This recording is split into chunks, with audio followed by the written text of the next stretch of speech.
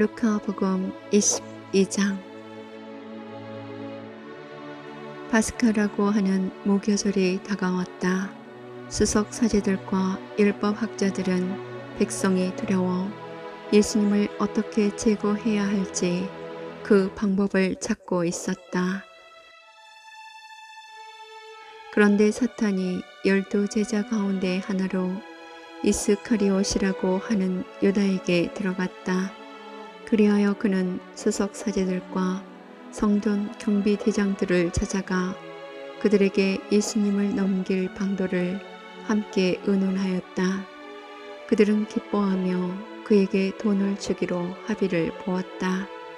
유다는 그것에 동의하고 군중이 없을 때에 예수님을 그들에게 넘길 적당한 기회를 노렸다. 파스카 양을 잡아야 하는 무교절 날이 왔다. 그러자 예수님께서 베드로와 요한을 보내시며 이르셨다. 가서 우리가 먹을 파스카 음식을 차려라. 그들이 어디에 차리면 좋겠습니까? 하고 묻자 예수님께서 그들에게 이르셨다. 너희가 도성 안으로 들어가면 물동이를 메고 가는 남자를 만날 터이니 그가 들어가는 집으로 따라 들어가거라. 그리고 그 집주인에게 스승님께서 내가 제자들과 함께 파스카 음식을 먹을 방이 어디 있느냐 하고 물으십니다 하여라. 그러면 그 사람이 이미 자리를 깔아놓은 큰 2층 방을 보여줄 것이다. 거기에다 차려라. 제자들이 가서 보니 예수님께서 일러주신 그대로였다. 그리하여 그들은 파스카 음식을 차렸다. 시간이 되자 예수님께서 사도들과 함께 자리에 앉으셨다. 그리고 그들에게 이르셨다. 내가 고난을 겪기 전에 너희와 함께 이 파스카 음식을 먹기를 간절히 바랐다. 내가 너희에게 말한다. 파스카 축제가 하느님의 나라에서 다 이루어질 때까지 이 파스카 음식을 다시는 먹지 않겠다. 그리고 잔을 받아 감사를 드리시고 나서 이르셨다. 이것을 받아 나누어 마셔라. 내가 너희에게 말한다. 나는 이제부터 하느님의 나라가 올 때까지 포도나무 열매로 빚은 것을 결코 마시지 않겠다. 예수님께서는 또 빵을 들고 감사를 드리신 다음 그것을 떼어 사도들에게 주시며 말씀하셨다. 이는 너희를 위하여 내어주는 내 몸이다. 너희는 나를 기억하여 이를 행하여라. 또 만찬을 드신 뒤에 같은 방식으로 잔을 들어 말씀하셨다. 이 잔은 너희를 위하여 흘리는 내 피로 맺는 새 계약이다. 그러나 보라, 나를 팔아넘길 자가 지금 나와 함께 이 식탁에 앉아있다. 사람의 아들은 정해진 대로 간다. 그러나 불행하여라. 사람의 아들을 팔아넘기는 그 사람. 그러자 사도들은 자기들 가운데 그러한 짓을 저지를 자가 도대체 누구일까 하고 서로 묻기 시작하였다. 사도들 가운데에서 누구를 가장 높은 사람으로 볼 것이냐는 문제로 말다툼이 벌어졌다. 그러자 예수님께서 그들에게 이르셨다. 민족들을 지배하는 임금들은 백성 위에 군림하고 민족들에게 권세를 부리는 자들은 자신을 은인이라고 부르게 한다. 그러나 너희는 그렇게 해서는 안 된다. 너희 가운데에서 가장 높은 사람은 가장 어린 사람처럼 되어야 하고 지도자는 섬기는 사람처럼 되어야 한다. 누가 더 높으냐? 식탁에 앉은 이냐? 아니면 시중 들며 섬기는 이냐? 식탁에 앉은 이가 아니냐? 그러나 나는 섬기는 사람으로 너희 가운데 있다. 너희는 내가 여러 가지 시련을 겪는 동안에 나와 함께 있어준 사람들이다.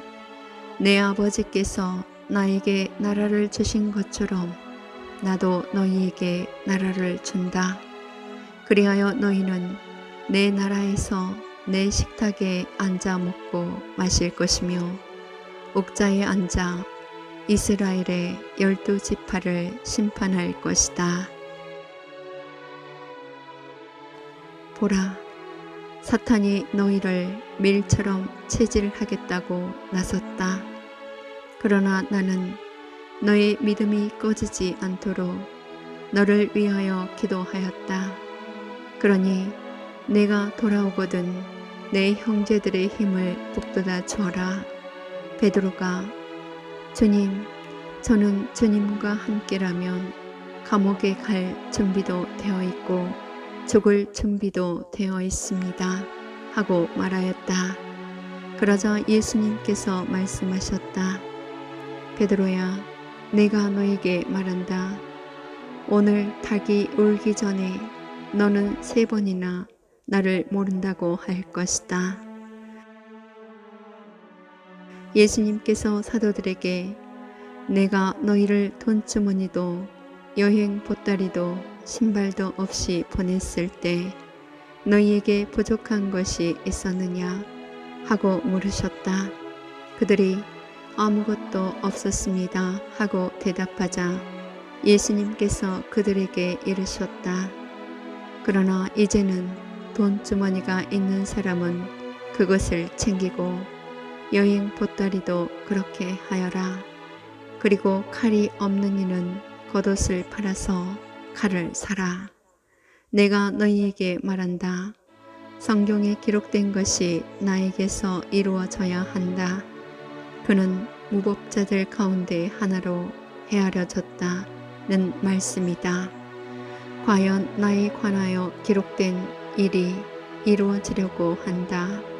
그들이 주님 보십시오. 여기에 칼 2자루가 있습니다. 하자 그분께서 그들에게 그것이면 넉넉하다 하고 말씀하셨다.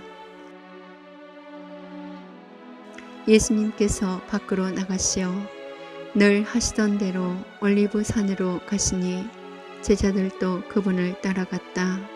그곳에 이르러 예수님께서는 제자들에게 유혹에 빠지지 않도록 기도하여라 하고 말씀하셨다. 그러고 나서 돌을 던지면 닿을 만한 곳에 혼자 가시어 무릎을 꿇고 기도하셨다. 아버지께서 원하시면 이 잔을 저에게서 거둬 주십시오. 그러나 제 뜻이 아니라 아버지의 뜻이 이루어지게 하십시오. 그때 천사가 하늘에서 나타나 그분의 기운을 북돋아 드렸다. 예수님께서 고뇌에 쌓여 더욱 간절히 기도하시니 땀이 핏방울처럼 되어 땅에 떨어졌다. 그리고 기도를 마치고 일어나시어 제자들에게 와서 보시니 그들은 슬픔에 지쳐 잠들어 있었다. 예수님께서 그들에게 이르셨다. 왜 자고 있느냐? 유혹에 빠지지 않도록 일어나 기도하여라. 예수님께서 아직 말씀하고 계실 때 한 무리의 사람들이 나타났는데 12 제자 가운데 하나로 유다라고 하는 자가 앞장서서 왔다. 그가 예수님께 입 맞추려고 다가오자 예수님께서 그에게 유다야, 너는 입맞춤으로 사람의 아들을 팔아 넘기느냐 하고 말씀하셨다. 예수님 둘레에 있던 이들이 사태를 알아차리고 주님, 저희가 칼로 쳐 버릴까요? 하고 말하였다. 그들 가운데 한 사람이 대사제의 종을 쳐서 그의 오른쪽 귀를 잘라버렸다. 그러자 예수님께서 그만해 두어라 하시고 그 사람의 귀에 손을 대어 고쳐주셨다. 그러고 나서 예수님께서는 당신을 잡으러 온 수석사제들과 성전 경비대장들과 원로들에게 이르셨다. 너희는 강도라도 잡을 듯이 칼과 몽둥이를 들고 나왔단 말이냐. 내가 날마다 너희와 함께 성전에 있을 때에는 너희가 나에게 손을 뻗치지 않았다. 그러나 이제는 너희 때요 어둠이 권세를 떨칠 때다. 그들은 예수님을 붙잡아 끌고 대사제의 집으로 데려갔다. 베드로는 멀찍이 떨어져 뒤따라갔다. 사람들이 안뜰 한가운데 불을 피우고 함께 앉아 있었는데 베드로도 그들 가운데 끼어 앉았다. 그런데 어떤 하녀가 불가에 앉은 베드로를 보고 그를 주의 깊게 살피면서 말하였다. 이도 저 사람과 함께 있었어요. 그러자 베드로는 이 여자야, 나는 그 사람을 모르네 하고 부인하였다. 얼마 뒤에 다른 사람이 베드로를 보고 당신도 그들과 한패요 하고 말하였다. 그러나 베드로는 이 사람아 나는 아닐세 하였다. 1시간쯤 지났을 때 또 다른 사람이 이도 갈릴리아 사람이니까 저 사람과 함께 있었던 게 틀림없소 하고 주장하였다.